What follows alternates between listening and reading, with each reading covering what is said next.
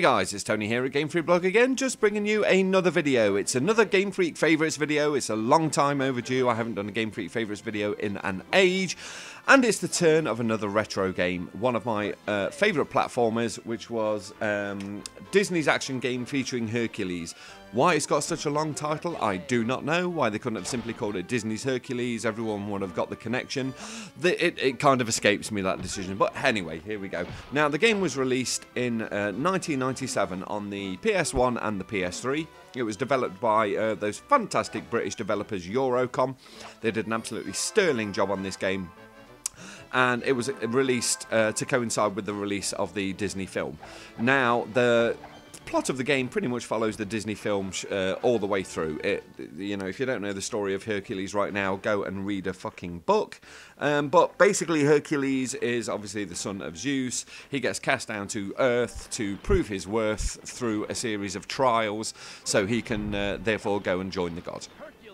And, you know, these trials see him, you know, conquering different beasts and all the different kind of bits of mythology and everything like that. Now, the game pretty much follows the same kind of well-worn path as such other Disney platformers, such as Aladdin. I say the Mega Drive and the SNES versions because they were pretty different. The shiny one was released on the Mega Drive, and I can't remember who did the one on the SNES, but they were both fantastic games. And it's pretty much just exactly the same as those. It does nothing really new, but it's an extremely solid game. Controls are pretty much as you'd expect. It's X for jump, square button is to use your sword, your triangle button is a strong punch, and if you hold that punch down, you kind of wind your fist up in a Popeye type motion and do a huge punch where you can smash things and kill things with one hit. And the circle button is just a normal punch attack. So the game, it pretty much follows your traditional platforming route. There's lots of different spinny things on poles, as you can see here. You know, you can run in and out of the screen, kind of like Guardian Heroes on certain levels. You can run into the background, run into the foreground to find different things. And it treads the path through the levels of the game. So you can go through like the Centaur's Forest. This is just the initial beginning level there of Hercules training. Now, every so often in the game flips into 3D, as you can see here. This is one of Hercules' first trials, which in the game translates to just running down a path in a Crash Bandicoot fashion, avoiding everything that you can. Now, this part of the game is where the game kind of like takes a little bit of a hit in quality. It's nothing to do with the graphics, because as you can see, the graphics still look absolutely amazing. It's just the controls get a little bit sluggish here. You kind of... The screen just keeps you constantly moving. You can jump, you can move from left to right, in and out of the screen to kind of like dodge things, but it's more of a case of, it's just like a memory test. You have to basically memorize where all of the health drinks are to keep your power going. These into the screen sections do jump up in quality, as you can see here with the Cyclops Battle. So basically the Cyclops starts attacking the town to try and find Hercules. So Hercules runs in a confrontation with the Cyclops. You don't actually get to fight the Cyclops in the game. That's kind of all taken care of via a cutscene, as we can see here, which, you know, the game's interspersed with loads of really nice cutscenes from the film, and it just kind of adds a bit to the quality, to the interactive cartoon nature of it. Now, the whole reason that this is a Gamefreak favourite is coming up in a few moments' time is to do with one of the boss battles in the game. Now, the boss battles in this game, they're pretty much generic, but they're a lot of fun, as you can see here with the Medusa. The boss battles are usually played out in a kind of 3D way like this, so all you've got to do in this one is hide behind a pillar. Medusa's gaze will kind of shatter the pillar. It drops a mirror onto the floor.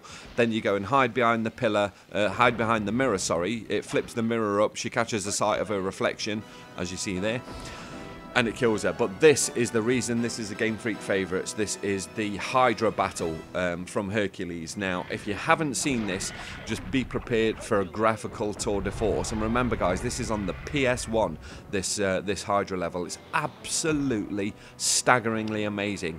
When I was kind of flicking through the games that I was going to look at for doing my Gamefreak favourites video, I was scanning through the PS1 collection. I saw Hercules, and the first thing that jumped in my head was the Hydra Battle. And as you can see, it's still absolutely magnificent to this day. It's a fantastic, fantastic fight.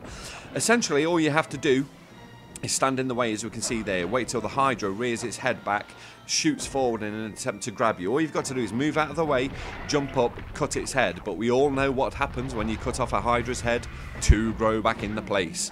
And it just gets to the point where you're running around the screen. There's 9 Hydra's heads going, all trying to bite you and get you at once. There's stones falling from the above the screen.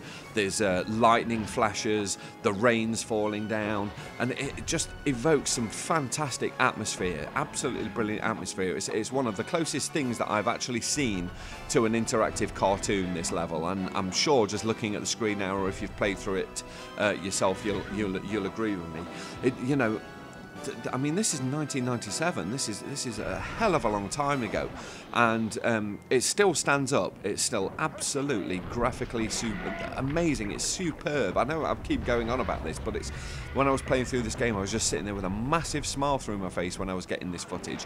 And as you can see, the more I kind of scroll around the area, the more of the Hydra you can see, and it's just such a monumental programming task. You know, it's not the hardest boss battle in the world. You've just got to dodge it and dodge the heads and keep lopping away at them. But it's just a technical tour de force. It's absolutely staggering, and it just makes you think what kind of boss battle you'd be getting if this game was made today. I bet it'd look amazing. It'd probably just be one big, long, quick-time event like God of War, but it'd still look bloody amazing. Anyway, guys, this is Tony from Gamefreak Blog, bringing you another Gamefreak favourites. The Gamefreak favourites this week has been the Hydra Battle from the PS1 game Hercules. I hope you've enjoyed it. By all means, check the game out if you haven't already. It's a tip-top game. Tony from Gamefreak Blog signing out. Catch you in the next video. Bye-bye, chaps.